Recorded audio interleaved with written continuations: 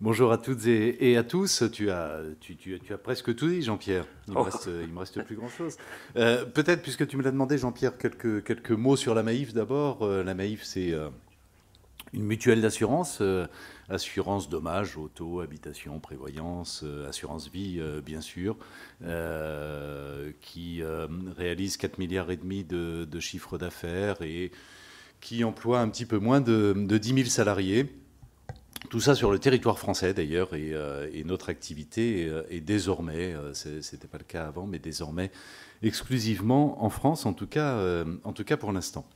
Euh, Moi, ce qui me frappe énormément, c'est qu'aujourd'hui, quand on est, comme nous tous, dirigeants ou patrons d'entreprise, on est finalement soumis à des injonctions contradictoires relativement fortes. On a évidemment une première responsabilité, j'allais presque dire que, pour utiliser un mot à la mode, c'est notre raison d'être. Hein, et ce qui nous fait nous lever le matin, notre première responsabilité, c'est évidemment la performance de notre entreprise, sa profitabilité, sa rentabilité, sa durabilité, sa pérennité.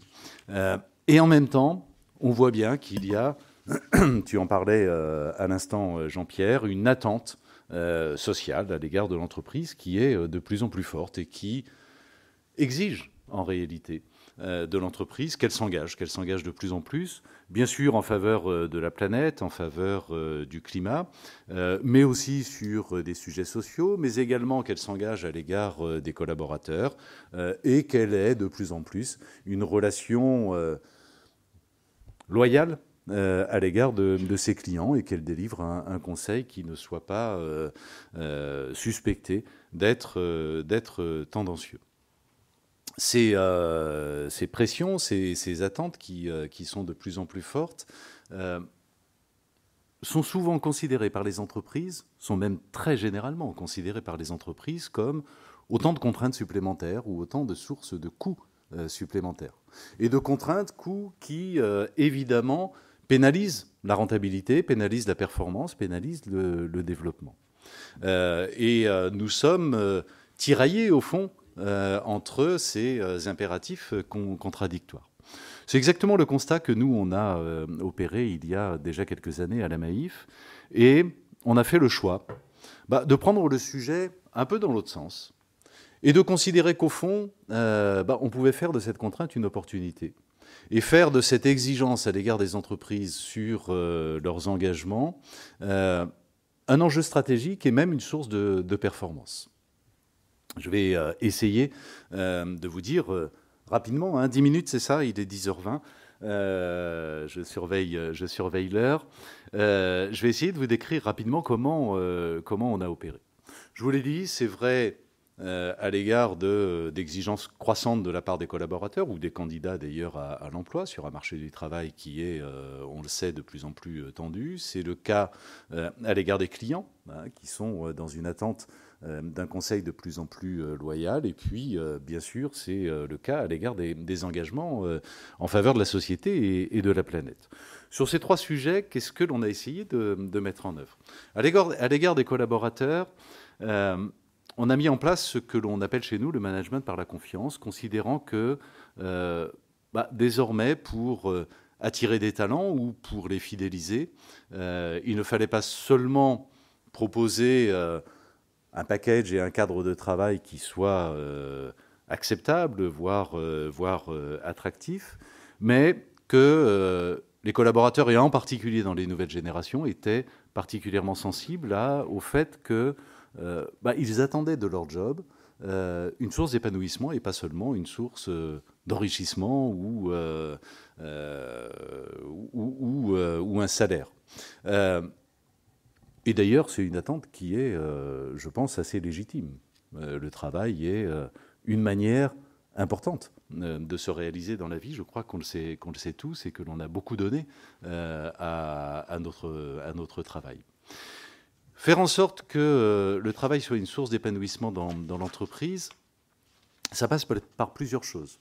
D'abord, ça passe, et notamment ces nouvelles générations y sont extrêmement sensibles, par la question du sens.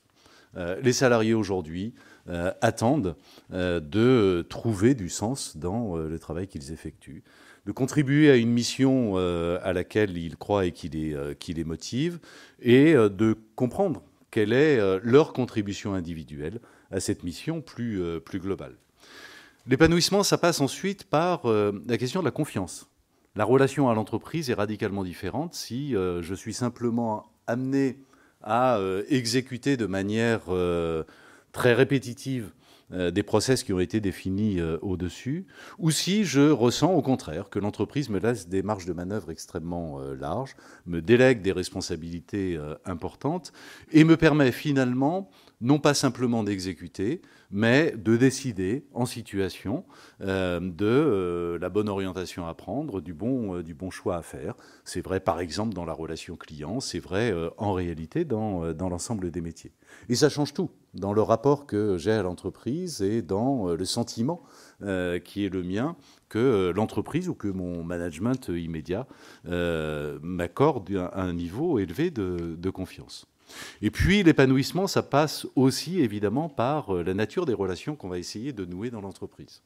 Et nous avons essayé, au fond, de privilégier des relations fondées sur la coopération, sur l'attention portée à l'autre, sur une forme de bienveillance qui, évidemment, n'est pas contradictoire avec un niveau élevé d'exigence, plutôt que sur des relations.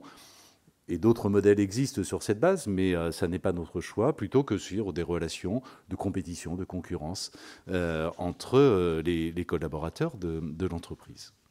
On a mis tout ça en place avec évidemment derrière une déclinaison à travers les politiques RH pour qu'elles aillent dans le sens de ce nouveau style managérial, politique de rémunération, politique de recrutement, politique d'avancement et de mobilité. Par exemple, sur les rémunérations, nous avons fait le choix, et j'y reviendrai quand je parlerai de la relation client, de supprimer toute idée, ce qui était plutôt un peu audacieux à l'époque, toute idée de commissionnement, de bonus, d'intéressement, enfin en dehors de l'accord d'intéressement, individuel en tout cas. J'y reviendrai. Qu'est-ce que ça produit comme résultat quand on met ça en place ? Ça produit des résultats en réalité assez spectaculaires. Ça produit des résultats évidemment sur le niveau que l'on mesure de l'épanouissement des collaborateurs, et on le mesure à travers tout un tas d'indicateurs, soit des indicateurs quali, à travers des enquêtes régulières que l'on fait, des prix que l'on obtient de l'extérieur, mais aussi à travers des indicateurs quanti. 18 mois après avoir mis en place cette politique très volontariste avec beaucoup de moyens, il y a quelques années, 18 mois après, on avait par exemple une baisse de l'absentéisme de 25%. Et l'absentéisme, malgré tout, ça dit des choses aussi sur la manière dont le collaborateur se sent dans son entreprise. Je surveille l'heure. Et puis, ça donne également, ça produit également un effet incroyable sur la manière dont le salarié se sent dans l'entreprise, son niveau de motivation et finalement son niveau d'engagement. Et on a depuis un engagement collectif au sein de l'entreprise et donc une performance collective que jamais on n'avait atteint auparavant, parce qu'il n'y a plus aucune résistance au fond. Il y a un alignement complet entre les aspirations individuelles de chacun des collaborateurs et la stratégie de l'entreprise. Ce qui fait que toute l'énergie qui est mise par chaque salarié est une énergie qui va dans le sens de la mise en œuvre de la stratégie, qui ne va jamais dans le sens de la résistance. Et donc ça délivre une puissance collective qui est absolument extraordinaire. Sur la question de la relation client, je vais accélérer un tout petit peu. Sur la question de la relation client, on a fait le choix, au fond, d'inverser la nature classique de la relation client. Et on a demandé à l'ensemble de nos conseillers commerciaux, l'ensemble de nos gestionnaires de sinistres, finalement d'avoir une relation client dans l'intérêt immédiat et dans l'intérêt réel de nos clients et non pas dans l'intérêt de l'entreprise. Ça veut dire quoi ? Ça veut dire qu'un conseiller peut vous dire, par exemple, écoutez, j'ai fait un bilan de votre situation d'assurance, je me suis rendu compte que vous aviez encore ce contrat qui est devenu inutile compte tenu de votre situation de famille. Vous devriez le résilier, ça n'est pas la peine de payer pour rien. Ou un conseiller qui va vous dire... écoutez, non, ne prenez pas ce contrat pour votre voiture, compte tenu de son âge. Vous devriez prendre celui-ci, il sera largement suffisant, il est moins cher, ça n'est pas la peine de payer trop. Ou, lors du Covid, tu le rappelais Jean-Pierre, Je descends dans la rue quelques jours après le début du confinement. Je me rends compte par hypothèse qu'il n'y a aucune voiture dans les rues. Lorsque je remonte chez moi, je me dis, il faut faire quelque chose. Nous ne sommes pas légitimes à conserver des primes d'assurance qui couvrent les accidents de voiture alors qu'il n'y a plus de circulation, par hypothèse, plus d'accidents. Et donc on fait le choix de rembourser à nos assurés leurs primes d'assurance automobile pendant la période du confinement. Évidemment, ça a un coût. En l'occurrence, 100 millions d'euros, quasiment notre résultat annuel. Qu'est-ce que ça produit ? Ça produit un niveau de satisfaction, là aussi, que l'on mesure aussi bien par des enquêtes internes que par un nombre incalculable de prix que l'on obtient tous les ans, premier prix de la relation client depuis 20 ans, non seulement dans le secteur de l'assurance, mais tout secteur confondu. Je ne vous citerai pas tous les prix, un NPS 30 points au-dessus de la moyenne du marché, fine. Mais la satisfaction, ça génère surtout de la fidélité. Un turnover de nos clients qui est 3-4 fois inférieur à celui du marché, c'est-à-dire des économies sur les coûts d'acquisition pour avoir un niveau de développement identique d'environ 150 millions d'euros par an par rapport à une situation dans laquelle nous aurions le même turnover que celui du marché. Remboursement des primes d'assurance auto pendant le confinement, qu'est-ce que ça a produit ? Une attractivité de la marque inégalée. En 2021, nous avons battu notre record de développement en nombre de clients supplémentaires, notre record historique. L'entreprise a été créée en 1934. C'est-à-dire que même pendant les 30 Glorieuses, alors qu'il n'y avait quasiment pas de concurrence et que les ménages étaient dans des phases d'équipement d'appartements ou de voitures, nous n'avions pas un rythme de croissance aussi élevé. Ça, c'était 2021. En 2022, on a dépassé de 25%. En 2023, on est 15% au-dessus du premier trimestre de 2022. Donc oui, l'engagement en faveur du client, comme celui en faveur du collaborateur, crée en réalité, in fine, de la performance. Et c'est la même chose, évidemment, sur l'engagement en faveur de la société, en faveur du climat, en faveur de la planète. Tu l'as dit, on a beaucoup d'actions en la matière, que ce soit dans notre métier d'assureur, c'est nous, par exemple, qui avons les premiers privilégier l'utilisation de pièces d'occasion, de pièces recyclées plutôt que de pièces neuves dans la réparation automobile. C'est nous sommes les seuls investisseurs institutionnels à nous être totalement désengagés des énergies fossiles. Nous n'avons plus 1 euro investi dans le secteur des énergies fossiles. À l'inverse, 15% de nos investissements sur un peu plus de 20 milliards d'actifs investis, 15% de nos investissements sont dans les énergies vertes. Et la totalité, 100%, sont des investissements ISR. Nous avons créé, il y a quelques semaines, le dividende écologique, c'est-à-dire l'engagement de consacrer 10% de notre résultat annuel à des actions en faveur de la planète et en particulier en faveur de la biodiversité. Évidemment, la contrepartie de tout ça, c'est une image de marque qui devient extrêmement positive. Je pense que la Maïf est aujourd'hui considérée comme l'une, peut-être la grande entreprise française la plus engagée sur ces sujets sociaux et environnementaux, et donc une attractivité extrêmement forte. Voilà, je vais conclure ici. Je crois que mon temps est écoulé. Moi, ce que je voudrais dire en conclusion, et ça reprendra ce que Jean-Pierre disait en introduction, ce que je crois profondément, c'était d'ailleurs l'objet du livre que j'ai publié en 2019 et que tu rappelais, Jean-Pierre, c'est qu'aujourd'hui, de toute façon, ça n'est plus une question de choix. Il y a aujourd'hui une attente sociale à l'égard des entreprises extrêmement puissante, extrêmement forte, qui est en train de se développer. Je crois que nous n'avons pas le choix que celui, en effet, d'aller dans cette voie de l'engagement. Et après, on a deux solutions. Soit on le gère en tension, en contrainte, et donc en arbitrage par rapport à notre performance. Soit, en effet, on fait l'effort, d'une certaine manière, de réinventer nos modèles économiques pour faire de cette contrainte, en réalité, une véritable opportunité. Et je crois qu'il y a une voie pour en faire une source de performance. Merci beaucoup. Voilà, bon. Merci Pascal. On va t'éviter les questions parce que je sais que tu as ta réunion d'Impact France. Vous attendez combien d'entreprises au MEDEF des entreprises engagées? Quel est ton objectif?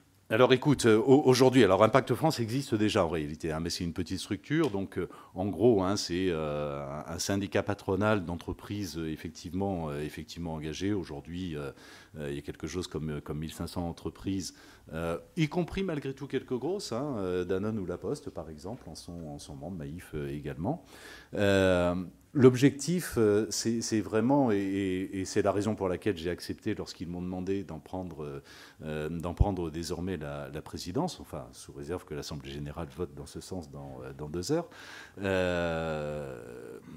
L'objectif aujourd'hui, c'est vraiment d'en faire un mouvement un peu d'ampleur, avec à la fois en termes de nombre d'entreprises, évidemment beaucoup plus qu'aujourd'hui, mais faire venir aussi de très grandes entreprises, parce que ça passera par là pour à la fois aider à l'accélération de la transition, accompagner la transition de ces entreprises, et puis également pour peser suffisamment pour être un interlocuteur incontournable des pouvoirs publics et des partenaires sociaux.